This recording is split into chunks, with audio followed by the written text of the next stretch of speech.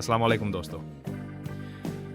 आज हम बात करेंगे 2025 में पाकिस्तान का हाल कैसा रहा। चलिए शुरू करते हैं। सबसे पहले इकोनॉमी की बात करते हैं। वर्ल्ड बैंक के मुताबिक 2025 में ग्रोथ रेट 2.7% रहने का अंदाजा है। महंगाई में काफी कमी आई।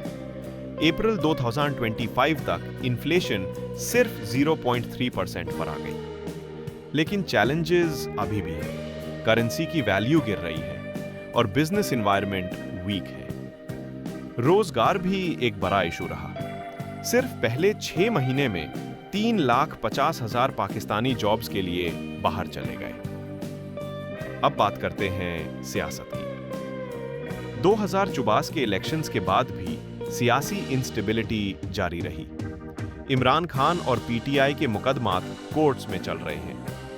फ्रीडम हाउस के मुताबिक पाकिस्तान में डेमोक्रेटिक राइट्स कमजोर हुए हैं। सिक्योरिटी की सिचुएशन भी क्रिटिकल रही। 2025 के पहले हाफ में टेररिज्म इंसिडेंट्स बढ़ गए, खास तौर पर केपीके और बलोचिस्तान में। अफगान रेफ्यूजीज की वापसी का प्रोसेस दोबारा स्टार्ट हुआ।